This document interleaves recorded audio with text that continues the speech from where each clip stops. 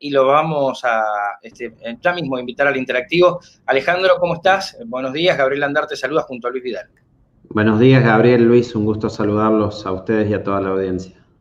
Bueno, el gusto también es nuestro, más allá de que es a través de una situación tan desagradable como esto que pasó, y que después suscitó que los vecinos de Merlo, más o menos unos 250, 270, Alejandro, fueron a intentar derribar esa barricada. ¿Qué es lo que sucedió allí? Sí, la verdad que venimos con una situación muy delicada de administración de la cuarentena por parte del gobierno local de nuestra provincia. Consideremos que en esta misma zona del Valle del Colara, fue en Santa Rosa, al lado de Merlo, donde Magalí Morales, que era mendocina, murió en circunstancias sospechosas en una comisaría después de haber sido detenida por salir con el DNI equivocado según el día que ella le tocaba, ¿no? Es decir, los ánimos en la zona ya están muy mal a partir de lo que son las restricciones.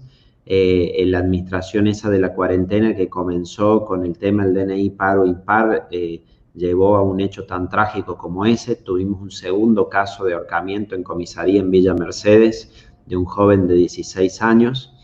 Y ahora se da esta situación tan difícil allí en la comunicación entre el Valle del Conlara con la zona de Tras las Sierras en Córdoba. Es una zona que está muy integrada siempre económicamente. Los vecinos de una localidad trabajan en la de otra, tienen a sus familiares, asisten al médico, y hoy con este corte tan drástico que ha hecho la provincia de San Luis, que ha colocado directamente un montículo de tierra impidiendo el paso en el camino, ha hecho que no se pueda transitar. Algunos están en riesgo de perder su empleo, de ser despedidos por no concurrir al trabajo, no pueden ir a atenderse al hospital o directamente quedan separados de sus familiares. Llegamos a tener esta tragedia del hombre que llevó alimentos a su familia y al volver quedó ahí su auto sobre el montículo, buscó sacarlo y terminó aplastado por el auto, y obviamente esto ha sido un llamado a atención muy profundo sobre lo extremo que pueden resultar estas medidas, en principio para cuidar nuestra salud, pero que terminan perjudicándonos o sucediendo algo tan grave como esto. Es una zona que no tiene circulación del virus, es una zona que está toda tras la Sierra de los Comechingones para el lado de San Luis, por eso se llama en Córdoba Tras la Sierra, y siempre han estado muy integrados. Y están los propios vecinos manifestándose, como vemos en las imágenes, han solicitado que se establezca este corredor humanitario. Se comunicaron conmigo los concejales de la localidad, el intendente ha estado buscando hacer gestiones al respecto. Lo que queremos es que el gobierno de la provincia habilite ese corredor. Presentamos ayer, junto con los diputados de la nacionales por la provincia de Córdoba, un proyecto de declaración solicitando que tome intervención el gobierno federal en el tema. Tiene que ver con cumplir los derechos de tránsito de las personas, en definitiva, y quienes están en las actividades exceptuadas también. Hoy hablé también, sí. Disculpame la interrupción. ¿Puede el gobierno provincial de San Luis, tiene, digamos, la jurisprudencia para decidir hacer este corte?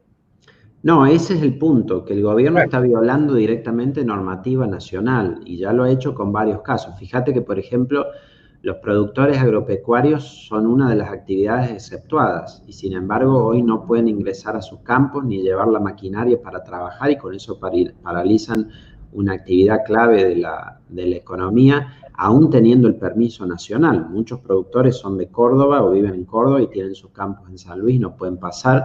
6 días estuvimos en la provincia sin recibir diarios nacionales porque el gobernador impedía su paso. Cuando estaba la discusión sobre el tema del contagio por el papel y demás, finalmente hubo un comunicado muy duro de ADEPA y eso se retomó.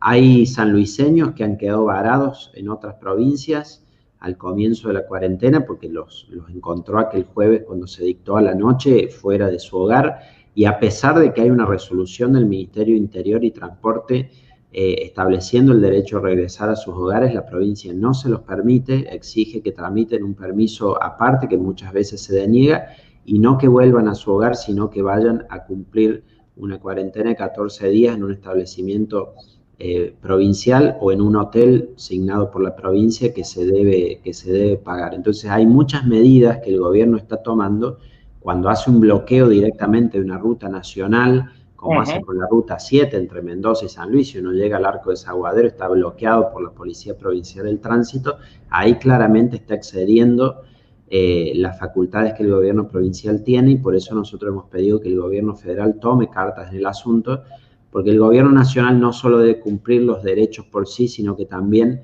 es una obligación internacional que tiene la de hacer cumplir a los gobiernos provinciales con los derechos de los ciudadanos, y eso no está ocurriendo. Ni que hablar, como decía al principio, las 2 muertes que tuvimos en comisarías y que son hechos muy preocupantes de abuso por parte de las fuerzas policiales. ¿Que hoy investiga la justicia?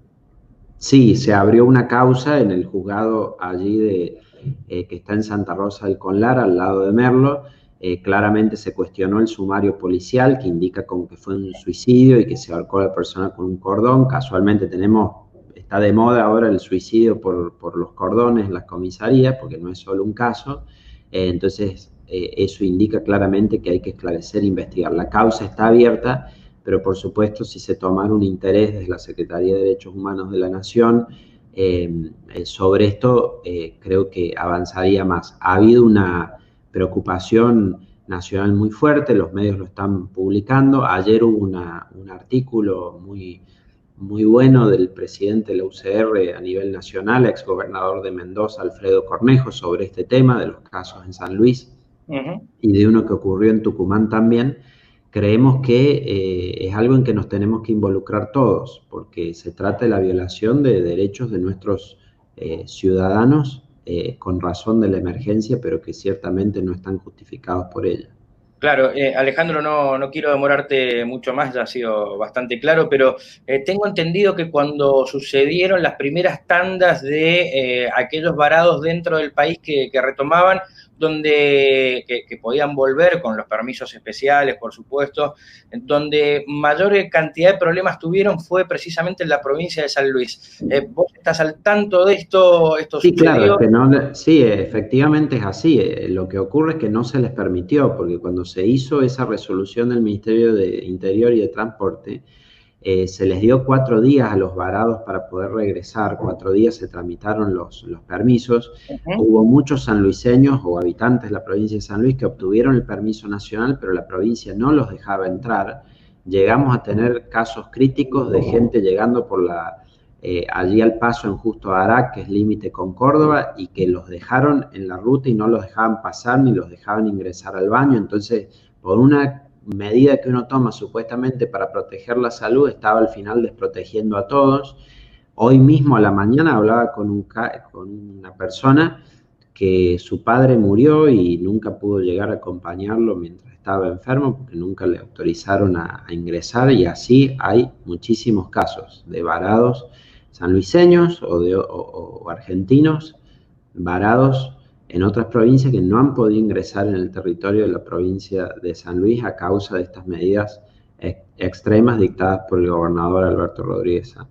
O sea, Alejandro, que aquel viejo eslogan de campaña de esa familia de San Luis es otro país, es un poquito más que un eslogan de campaña, ¿no? Sí, pero es otro país por lo negativo en esto, porque estamos haciendo un cierre cuando somos partes integrantes de una nación, ¿no?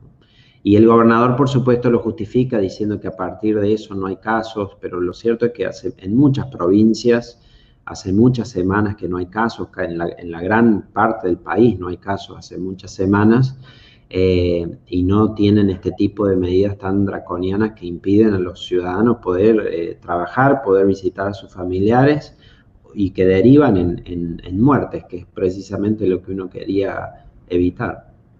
Bien, Alejandro, gracias por este contacto. Gracias a ustedes, a disposición cuando requieran. Un fuerte abrazo. Alejandro Cacase, diputado nacional por la provincia de San Luis.